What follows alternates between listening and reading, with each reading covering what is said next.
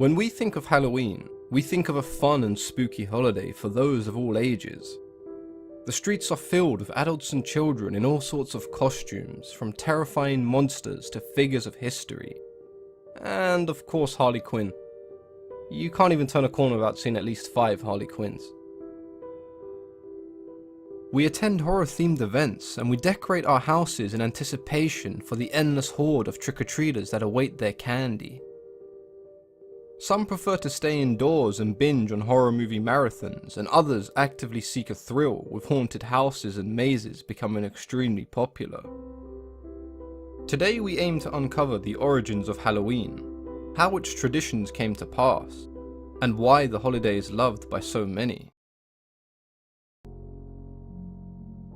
It is thought that Halloween originated in Celtic Ireland around 2,000 years ago, with the festival known as Samhain.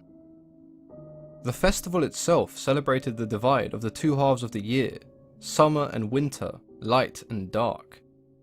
During Samhain, the veils between this world and the other world were at their thinnest, allowing spirits to pass through.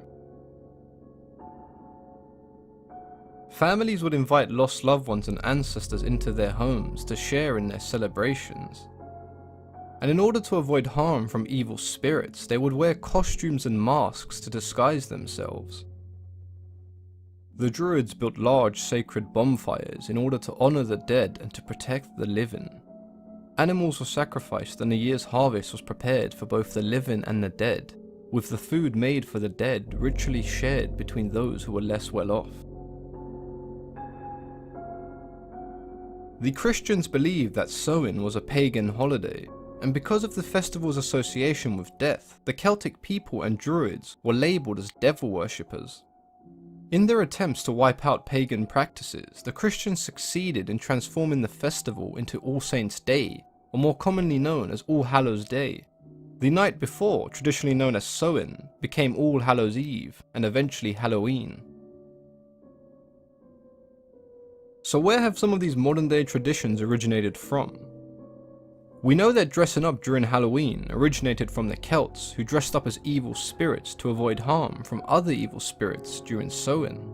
Although trick-or-treating today mainly consists of children running around on sugar highs collecting as much candy as humanly possible, that wasn't always the case. In medieval Britain, during the All Souls' Day festival, the poor and those in need would beg for food and would often be given salted pastries made from sacred flour and water. These were named soul cakes. In return, they would pray for relatives who had passed away. The young would also dress up in costume, and they would go door to door collecting food and sometimes even money.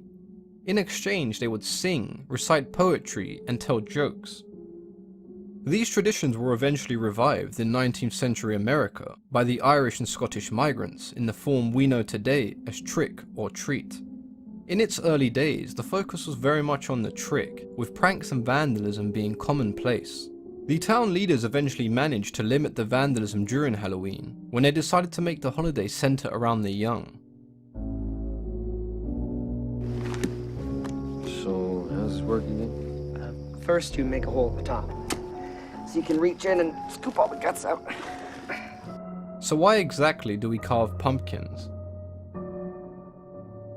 We've come to know them as jack-o'-lanterns, but their origins date back to the 17th century, where their name meant man with a lantern and would often refer to the night's watchman of a town. The tale of Stingy Jack is believed to be where the tradition began. When Jack died, he was denied entry into heaven, and having previously angered the devil, he was also not allowed into hell. Instead, the devil sent Jack into eternal darkness, with only a turnip filled with coal to light his way. The Irish and Scottish people began carving creepy faces into turnips, and placing them by their windows in order to scare Stingy Jack and other evil spirits away. When they continued the tradition in America, they found an abundance of pumpkins and decided that these would make a great substitute for turnips. Whether you believe that jack-o'-lanterns keep away evil spirits or not, they have become a staple decoration and symbol of Halloween. Even a game as trivial as bobbing for apples once had more of a significance. In Ireland and Scotland, apple bobbing was used to tell one's fortune as part of the divination game. You would throw an apple peel on the floor, and the shape of the peel would determine the initial of a future lover. There's no argument to the fact that Halloween has changed over the years. It appears to have lost its religious origins, and the superstitions surrounding it play little or no part in today's version of the holiday. Despite how commercialized the holiday has become, it remains one of the most popular. One of the main reasons I enjoy Halloween is because it gives people of all ages the chance to come together for one evening to celebrate the supernatural. We allow imaginations to run wild and embrace creativity. There are no limits or boundaries to whom or what you can become. If you've enjoyed this video, then please consider leaving a thumbs up, as it helps promote the video and allows the channel to grow. If there's anything you'd like to discuss or have any ideas for future videos, then please let me know in the comments section. As always, I've been your host, Mythology and Folklore Explained.